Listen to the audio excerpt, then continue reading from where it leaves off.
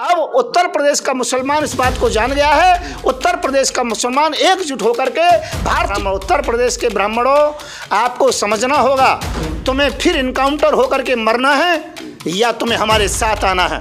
नहीं, वो हिंदू राष्ट्र घोषित करने के लिए वो सभी ऐसी चीज़ों को हटाना चाहते हैं। जैसे बाबरी मस्जिद को हटा दिया, अब कह दिया मथुरा में भी ईदगाह को हटा देंगे।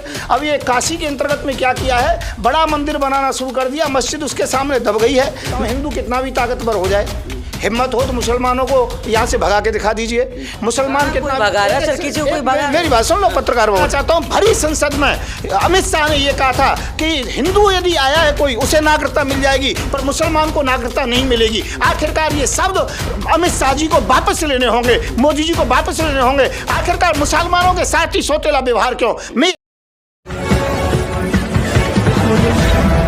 नमस्कार, आप देख रहे हैं 24 न्यूज़। मैं आपके साथ राशिद। उत्तर प्रदेश चुनाव नज़दीक है और बयानबाजियों का दौर शुरू हो चुका है। योगी आदित्यनाथ का जो बयान है सुर्खियों में है। वो कह रहे हैं कि 80% लोग हमारे साथ हैं और 20% हमारे साथ नहीं है।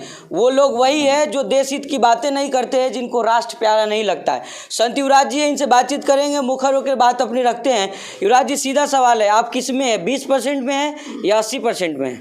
नमस्कार दोस्तों, योगी जी बहुत अच्छा कहते हैं, मैं उनका सम्मान करता हूं। उन्होंने ये तो नहीं कहा कि 80% किसके साथ है, 20% किसके साथ है। वो अच्छी प्रकार से जान गए, जब से पंजाब से मोदी जी को बेरंग लौटाया गया है तब से वो जान गए हैं कि वो 20% रह गए हैं और 80% भारतीय जनजागृत पार्टी है।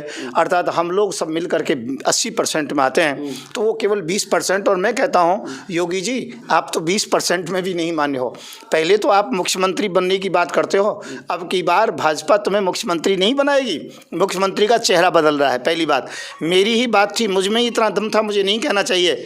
जब मैंने मोदी जी को फ़ोन किया था, जिस समय उत्तर प्रदेश के अंतर्गत में स्थिति थी कि मोदी जी आपको उत्तर प्रदेश का मुख्यमंत्री आदित्य योगी नाथ को बनाना पड़ेगा, परंतु आप खड़े नहीं उतरे। इसलिए मैं कहूँगा आप जान गए हो कि 20% से भी आप कम है। तमाम सर्वे में दिखाया जाए योगी आदित्यनाथ को नंबर 1 मुख्यमंत्री कहा जा रहा है। प्रधानमंत्री खुद कह रहे हैं कि योगी आदित्यनाथ जैसा मुख्यमंत्री कोई है नहीं पूरे देश में। नहीं, ये बात गलत है, क्योंकि ऐसा योगी जी में कुछ नहीं है और वास्तव में नंबर 1 मुख्यमंत्री हैं। मैं उनको प्रणाम करता हूं सादर, और बहुत अच्छा कहूँगा कि वो हिंदू सेना के जिला अध्यक्ष भी रहे थे हमारे। और मैं ये बात को जरूर कहूँगा कि उन्होंने 7000 ब्राह्मणों का इनकाउंटर किया है। 7000 तारीफ कर रहे हैं कि सर, मैं देखो, मैं जो तारीफ कर रहा हूँ, मैं प्रशंसा कर रहा हूँ, तारीफ कर रहा हूँ। 7000 ब्राह्मणों का इनकाउंटर करने वाले मुख्यमंत्री पहले विश्व के अंतर्गत में, भारत के अंतर्गत में योगी जी हैं। योगी जी पहले प्रधान मुख्यमंत्री हैं, इसलिए मैं इस बात को कह रहा हूँ। प्रधानमंत्री ने जो प्रशंसा की है ठीक ही है। 7000 ब्राह्मण, उत्तर प्रदेश के ब्राह्मणों, आपको समझना होगा, तुम्हें फिर इनकाउंटर होकर के मरना है या तुम्हें हमारे साथ आना है, मैं ये कहना चाहूँगा। और उत्तर प्रदेश में जितने भी हिंदू, मुस्लिम, सिख, ईसाई, सबसे कहूँगा, सब जाति धर्म वालों से कहूँगा, आप देख लीजिए आपके साथ न्याय कौन करेगा। 7000 ब्राह्मणों का इनकाउंटर नहीं भूला जाएगा। वो नंबर 1 के मुख्यमंत्री हैं और उनका शायद गिनीज बुक से नाम कोई नहीं हटा सकता कि 7000 ब्राह्मणों का इनकाउंटर उन्होंने किया और 700 किसानों का इनकाउंटर मोदी जी के कारण से हुआ।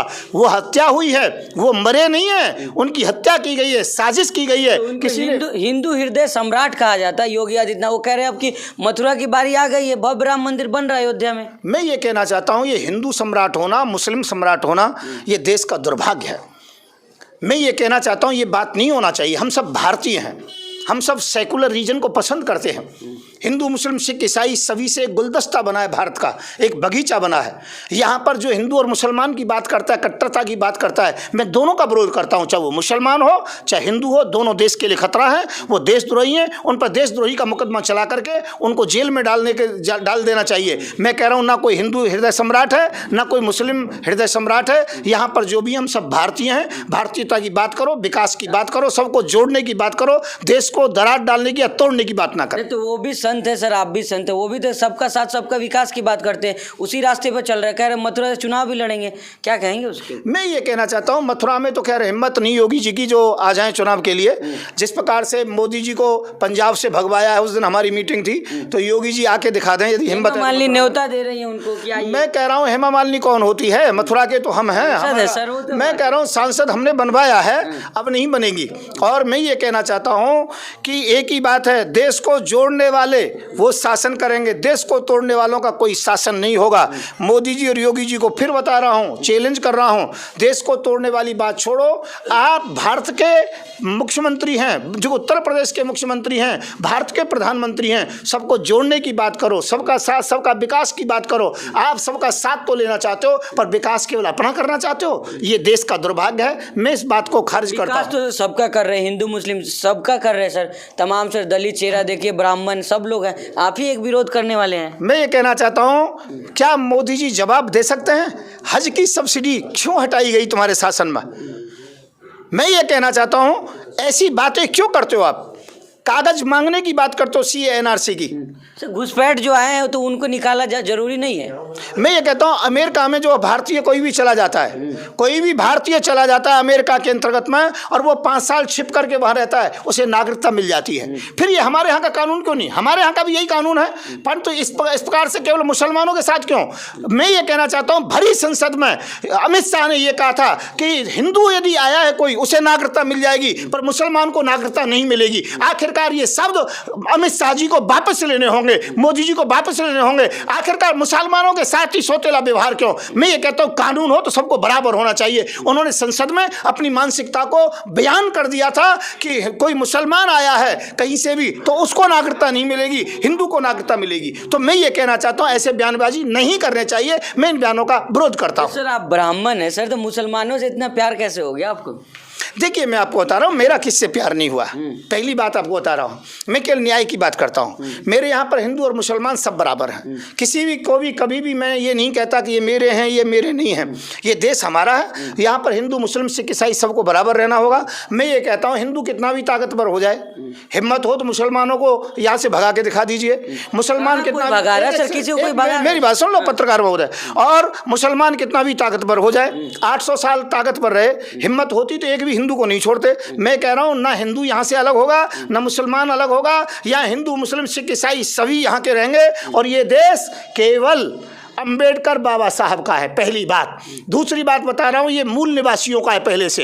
हम चाहे सवर्ण जाति से हों चाहे मुस्लिम हों, दोनों ही बाहर से आकर के बसे हैं। पहली बात, ये कड़वी बात है दोनों के लिए, परंतु यहाँ पर हमने सदैव दोनों ने मिलकर के दलितों को दबाया है, उनसे मैला ढुलवाया है, उनको नौकर रखा है, उनको बेगार रखा है, उनकी बारात नहीं चढ़ने दी, उन्हें कुएं से पानी नहीं भरने दिया। मैं ये कहना चाहता हूँ, ये भारत ना हिंदू राष्ट्र हो ना मुसलमान राष्ट्र हो, ये भारत केवल दलित राष्ट्र होना चाहिए। और बाबा साहब अम्बेडकर का जो संविधान चल रहा है यही चलना चाहिए। यदि हिंदू राष्ट्र होता है तो मनुस्मृति का जो कि संविधान चलेगा, उसमें जाति बरादरी में दरार होगी, फिर एससी को जो कि दबाया जाएगा, और यदि मुस्लिम राष्ट्र होगा तो शरीयत कानून चलेगा, उसमें खून खराबा होने का भय है। मैं ये कहता हूँ, ना हिंदू राष्ट्र ना मुस्लिम राष्ट्र, ओनली दलित राष्ट्र होगा यह भारत। अम्बेडकर जी का केवल यहाँ पर न्याय चलेगा, संविधान चलेगा। हम देश में अमन शांति चाहते हैं, सेकुलरिज्म चाहते हैं, विश्व में सबसे अच्छा संविधान हमारा है। हम कहते हैं विकास के मुद्दों की बात करो, हिंदू और मुसलमान की बात मत करो। तो यही प्रधानमंत्री कह रहे हैं, योगी आदित्यनाथ भी यही कह रहे हैं कि संविधान के रास्ते पे सबका साथ सबका विकास होगा।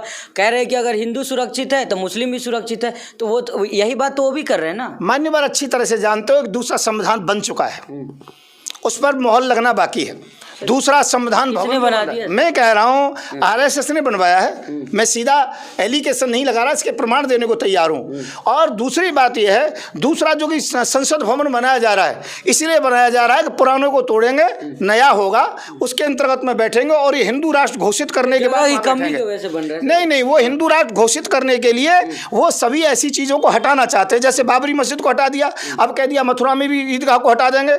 अब ये काशी के अंतर्गत में क्या किया है, बड़ा मंदिर बनाना शुरू कर दिया, मस्जिद उसके सामने दब गई है। मैं ये कहना चाहता हूँ, ये छोटी मानसिकता नहीं, और लोगों जगह जगह के नाम बदले जा रहे हैं, ये जगह वो है, ये जगह वो है। मैं कह रहा ऐसी मानसिकता नहीं होनी चाहिए। इस मानसिकता से डरा सर कि मुगल हड़प लिए थे तो इसलिए वो सबको खाली करवाया जा रहा है, पुराना अपना जो इतिहास। मान्यवर, इन बातों को छोड़िए, पहले क्या हुआ क्या नहीं हुआ।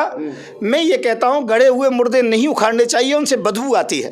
कीचड़ में कभी भी पत्थर नहीं फेंकना चाहिए, उससे छींट अपने ऊपर आती हैं। मैं कहता हूँ, अब हमारा एजुकेशन का समय आ गया है, हमारे बच्चे पढ़ लिख गए हैं, और हम लोगों को आगे बढ़ना चाहिए। जो मुस्लिम पढ़ा लिखा होता है, इंजीनियर होता है, डॉक्टर होता है, वो ज़्यादा बच्चे पैदा नहीं करता है, उनकी मानसिकता वो नहीं रहती है। मैं कह रहा हूँ, हिंदू मुसलमान की दरार को हटा करके सबसे प्यार से गले से मिलिए, देश को आगे बढ़ाओ, हम विश्व में कितने पीछे रह गए हैं, विश्व हमसे कितना आगे निकल गया है। इसलिए मैं फिर कहूँगा कि विकास की बात करो, भाजपा में दम है तो अपने मैनिफेस्टो को लाइए, घोषणा पत्र को लाइए और उसे जनता के सामने सुनाइए। मोदी जी में, योगी जी में, अमित शाह में, किसी में भी इतनी हिम्मत नहीं है कि वो अपने घोषणा पत्र को सुना सकें, क्योंकि घोषणा पत्र के अनुसार उन्होंने कुछ किया ही नहीं है, हिंदू और मुसलमान में दरार डाली है। वो तो कह रहे हैं कि फिर से सरकार बन रही है, तमाम सर्वे बता रहा है कि भाजपा की फिर से पूर्ण बहुमत की सरकार बनेगी। योगी जी तो कह रहे हैं कि 20% का जो कि बहुमत उनका रह गया है, 80% दूसरे लोगों का है। नहीं, वो कह रहे हैं 80% हमारे साथ है। नहीं, उन्होंने ये नहीं कहा, मैंने भी उनकी वाणी को सुना है।